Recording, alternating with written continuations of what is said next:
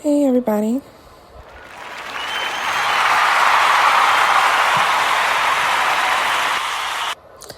Um, just an FYI, this may be a quick one. I'm doing this in the morning, and my kid is asleep, but she usually wakes up if she hears me talking. So we'll see. So I've been reading a lot more, and I've been reading the books that I like a lot more. They're not self-help books. They're really just I don't know the genre, because I hate the term chick lit. I hate that term so much, but essentially that's what they are. So I have been reading them. They're rom-coms, I guess. Love stories, romance, kind of that whole thing. Definitely slice of life, a lot of them. And I don't know, okay, well, the first book I read, mind you, I'm not getting endorsed by any of these. They're not paying me to say these books or anything like that. I genuinely just enjoyed the holy hell out of these books. Queenie, excellent. Moved a little fast for me. Like, there's some things just didn't have as much detail as the other, as other scenarios. But I mean, it was fine, actually. It actually worked out for me, being a mom. I kind of got a lot out of the story when sometimes you just don't need too much detail. It's it's like, oh, okay, I get it. You don't need to describe the sunset in 50 Shades or whatever. I don't care. That Queenie is by, Candace Carty Williams. There we go. Awesome book. So the feelings I have about Queenie are it is, boy, when a breakup is bad. When a breakup is bad, y'all. I am not on the same level as awfulness that she's going through, but I was with my first breakup. It was bad. So I took those mistakes and learned from them, and guess what? She's young, so she's gonna do the same thing. But at the same time, this most recent one, I'm understanding a lot of the feelings. Back then I was more on the, and after the breakup, it was fuck it, his loss. I'm gonna do my own thing. I'm gonna have my fun. I got my girls around me. Let's rally up. Let's go. I'm living my best life. That's just what I'm gonna do. And this one, it is a little different, and not just because, I guess just because I have a child with this person, and I have a child, period. So, it's back then I was able to completely excommunicate myself and pretend he didn't exist until I wanted him to exist, I can't do that with this one, and it's definitely harder. And then, I want companionship. I would not mind having someone, but even that's hard because I have a child. And not because guys aren't trying. It's not for the lack of trying on either part. It is solely because maybe I won't have childcare. Maybe my last bit of money went to food or whatever, or things are just harder with a child. And I mean, it's not the child's fault. It's not my kid's fault at all. And I never want that to be the case, but it's things are just a lot harder a lot harder. So, you know, this time around, I feel like I am feeling more of the ways that she felt.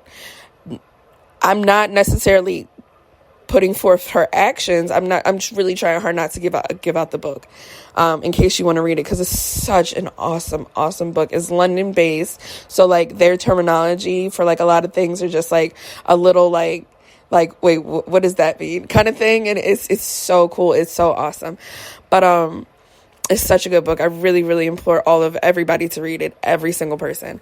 But to get back to it, it's like I am, you know, like these books are kind of like getting me to reflect on like myself and how I'm handling things and how I wish I could handle things, but how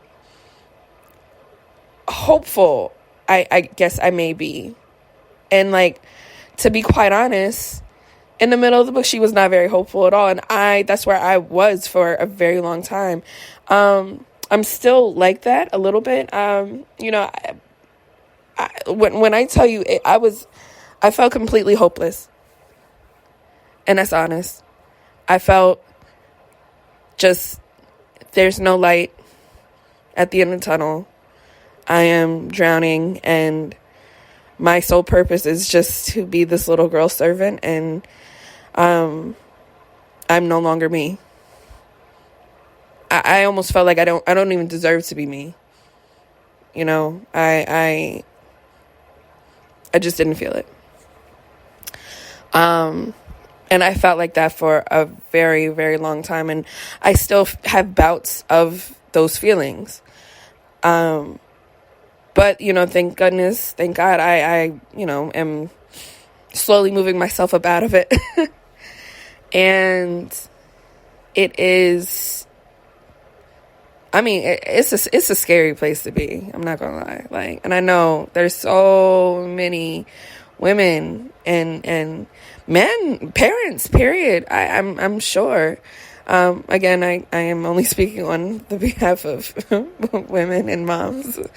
But I know that feeling is treacherous.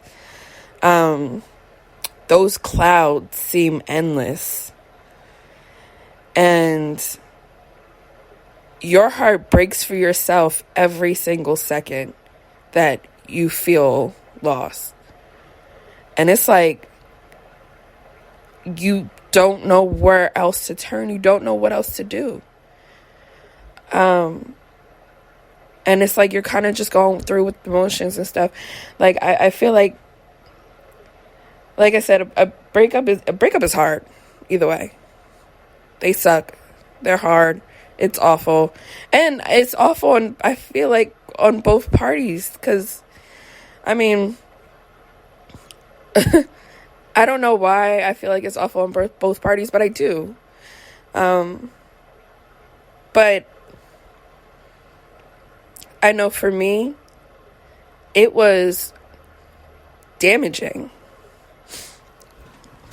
You know, it was, I don't know. It was just bad.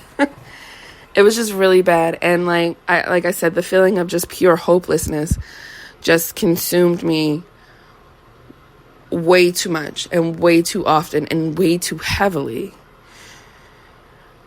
until, you know, my friends stepped up, I guess. And, you know, not just putting this on my friends. Like, I did the work. You know, of course, I'm an advocate for therapy. So I went to therapy. I talked it out. I realized that I'm feeling this way because I am not working through whatever I need to work through, because I am wallowing. I am wallowing, yes. I'm also need to, you know, put on my big girl pants and realize, like, you know, yes, I have to see this person all the time. You know, we share a child, so kind of definitely not get over it, but find ways to where you can find your own happy.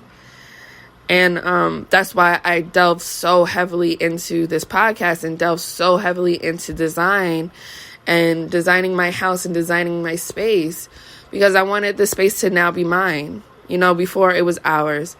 I had to like, anytime I wanted to change something, it had to be a joint decision. And of course it should be. Like, you live with the person's going to live in this space. They should have a say on what things look like. Absolutely. But now, no, I don't have to do that. And, it took a while. And I think that was also a lot of it as well, because, I was stuck here. I was stuck here. Everything looked the same. Everything smelled the same. Everything was the same as when we were together. And it was like, well, we're not together anymore. So why am I still living in that together space? Let me get a new space. I mean, I can't move yet. I can't move at all. But let me get a new space. So, make it my own. That was a tangent I just went on. My bad. But what was my original point? My God. My original point is the sadness of a breakup. It's consuming, and it is a lot. And as I've said before, dealing with a breakup also, and still, going through the motions of being a mother, I think that is the single most, the hardest thing I've ever had to do in my life thus far. And I mean, my life was pretty good. So, I mean, it was, up until 2015, of course. But it was hard. And it was like, oh boy, I don't wish this on anybody. And that, I guess that's kind of also making me a little cautious with dating and being around people and, kind of fully submerging myself into the dating world and actually making connections with people. I don't really want to go through that again. So I'm, admittedly, I am extremely cautious. I am, I'm just cautious, I guess.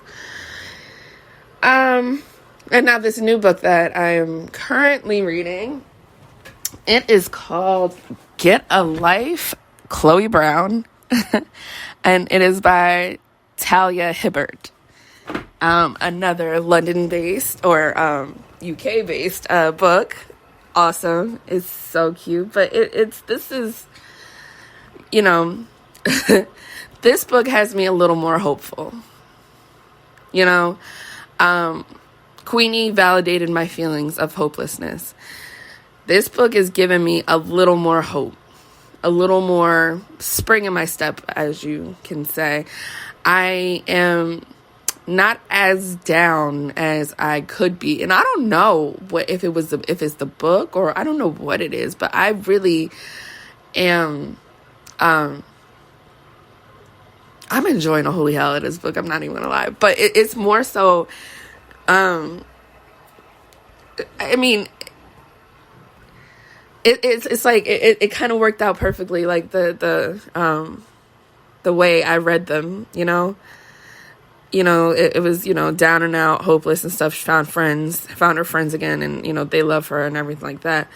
And then kind of still cautious, very, not even trying to be bothered with anybody. And then like, boom,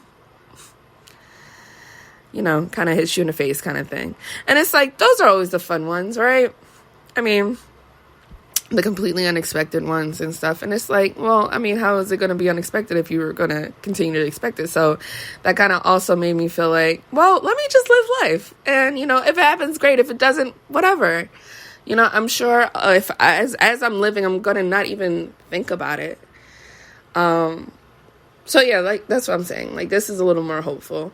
And it's just very, I don't know. I love this book, and I think I love it so much because, like, she sounds like how I was in high school. Very ice queen.